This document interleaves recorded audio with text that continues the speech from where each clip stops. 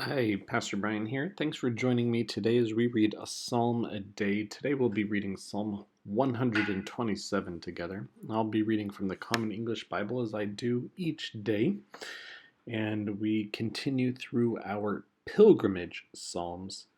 And let's see what this pilgrimage psalm has to say. Unless it is the Lord who builds the house, the builder's work is pointless. Unless it is the Lord who protects the city, the guard on duty is pointless. It is pointless that you get up early and stay up late, eating the bread of hard labor because God gives sleep to those he loves. No doubt about it, children are a gift from the Lord, the fruit of the womb. It is a divine reward. The children born when one is young are like arrows in the hand of a warrior. The person who fills a quiver full with them is truly happy. They won't be ashamed when arguing with their enemies in the gate.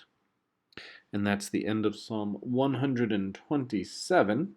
And this psalm is similar to some wisdom literature that we started with over a year ago when the pandemic began and I first started doing these.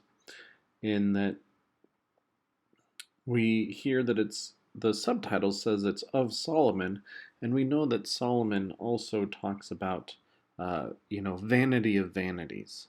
And in another translation, in the Common English Bible translation, instead of vanity, it says pointless. And so here this harkens back to that same scripture reading about uh, everything being pointless or everything being vanity.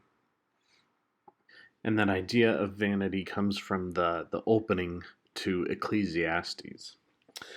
But one of the things that I really wanted to point out about this is, even though it talks about vanity or things being pointless, what I think is the ultimate goal of this pilgrimage psalm is those first lines, unless it is the Lord, in verse 1, and then the second half of verse 1 also, unless it is the Lord.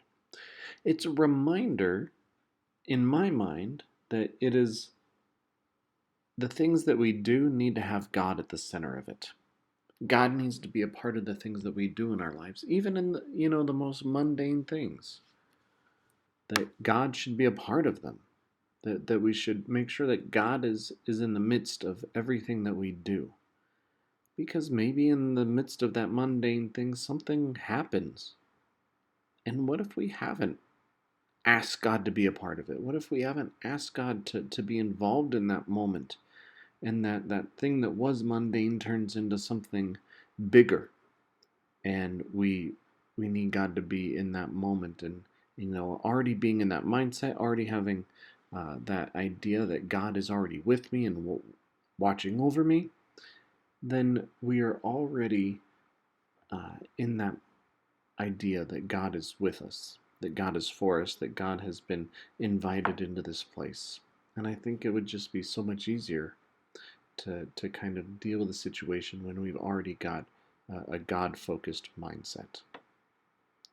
So inviting God into our lives, into the moments of our lives, even in the most ordinary aspects of them. So what did you hear? What did you like? What didn't you like? How might you compare this with Ecclesiastes chapter 1? Write it down. Share it with a friend. Share it with us. And as always, take care of yourselves. Stay safe. And God bless.